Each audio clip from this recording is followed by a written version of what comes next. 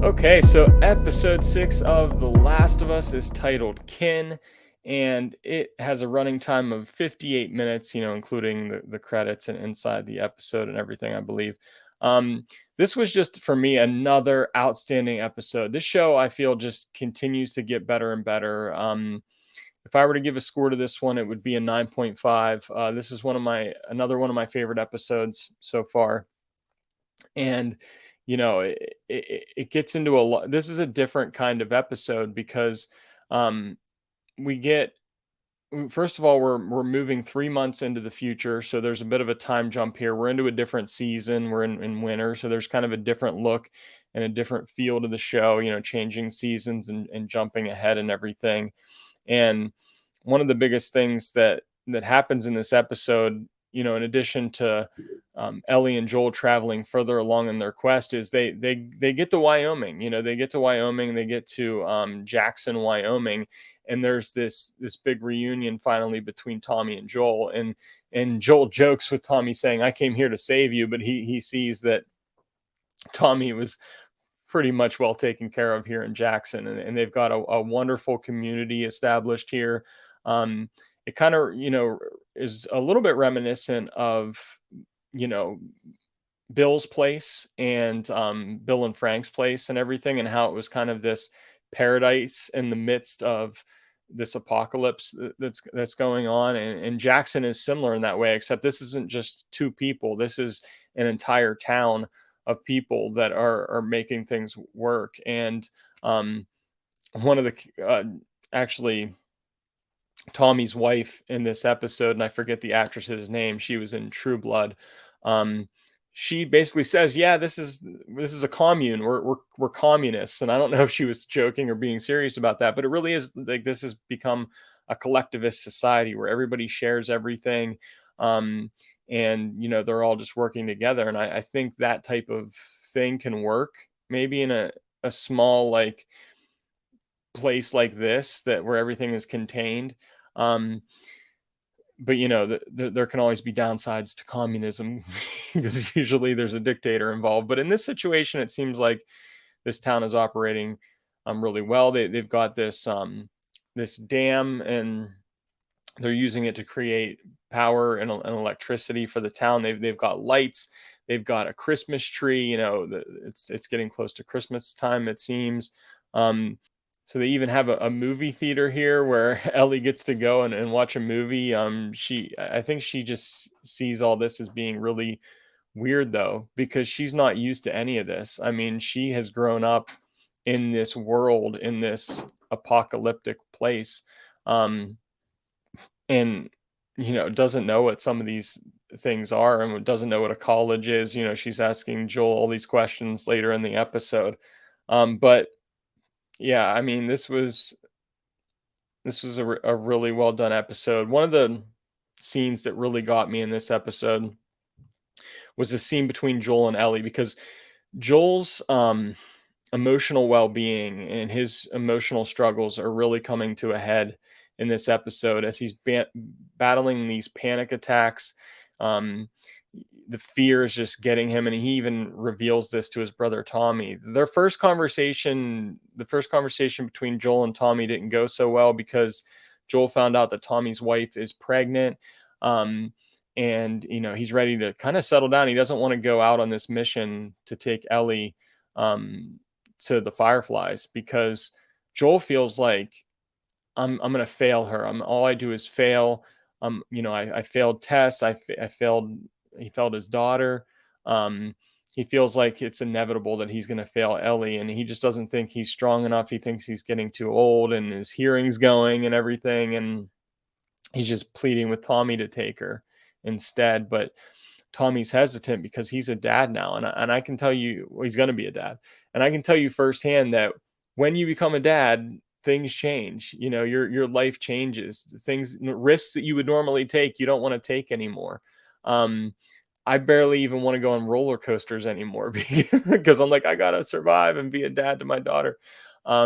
So again, the father-daughter relationship, um, that kinship, and this episode is titled Kin. We not only have Tommy, who is his kin for real, but Ellie, who has become his kin. and he's really worried for her. She has brought that fear back into him from having that connection and that fear of loss.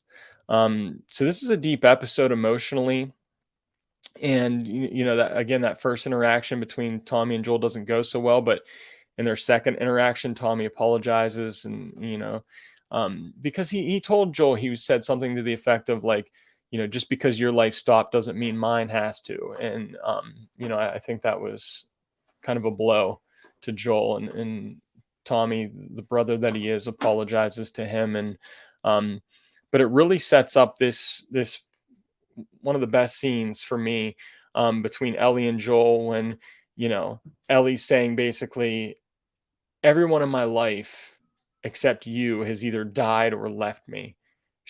Joel makes her feel safe, and she wants to continue on this journey with him, not Tommy or not anybody else, but with Joel.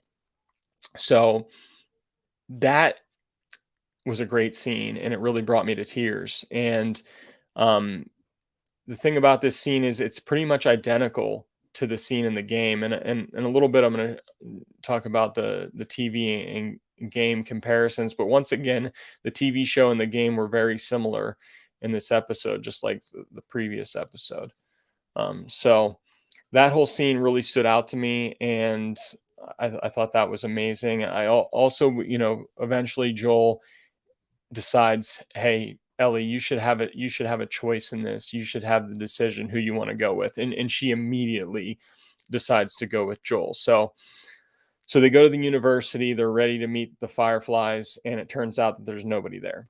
Um, Everybody's gone. It looks like they've moved to another location in possibly Salt Lake City in Utah, and they see these monkeys and things, and the evidence of a lab being there and tests being done, but then finally they encounter that there's a few, maybe they're hunters or somebody that are nearby, um, and so Joel gets attacked, and in the end of the episode he gets stabbed, and Ellie's like, I don't know what to do, and Joel falls off the horse when they're trying to head back, just like he does in the game, and that's where we're kind of left at the end of that episode with, kind of where does it go from here? And um, the preview for the next episode indicates that we're going to get a flashback story surrounding Ellie and a relationship she had with, I believe, a girl named Riley.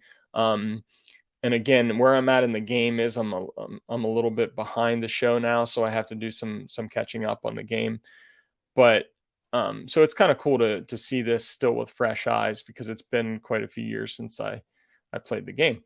Um, but yeah, so it's kind of left on that cliffhanger of what's going to happen with Joel and Ellie here, and the next episode really diving into Ellie's past a little bit. So I'm curious to see how that plays out on screen. And yeah, so let's take a look at. I mentioned before that IGN always puts out a really nice weekly video about the TV show versus game comparison. Um, so I'm going to show a little bit of that here if you are watching on YouTube, and just talk about some of those comparisons. We also get them approaching the dam, and everything looks very similar in both the game and the TV show, which is pretty cool. Ellie makes a dam joke, and Joel has some comment about it. Um, Again, it shows how Joel and Tommy reunite in both the game and the TV show, being pretty similar.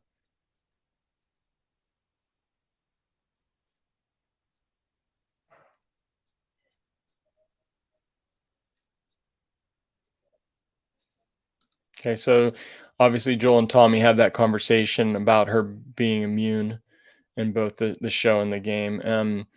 And here comes that scene that I was referencing with that conversation between Joel and Ellie.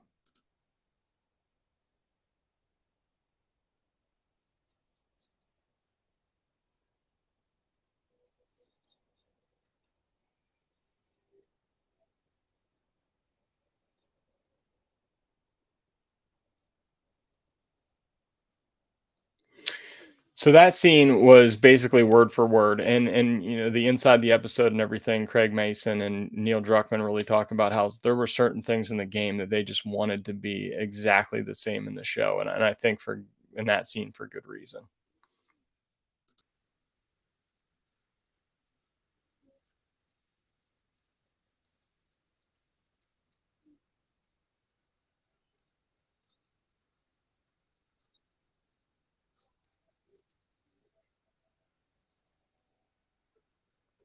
So, as you can see, again, there were a lot of similarities between the game and the show this week. I thought that was really cool. I love how IGN does that, those side by side comparisons.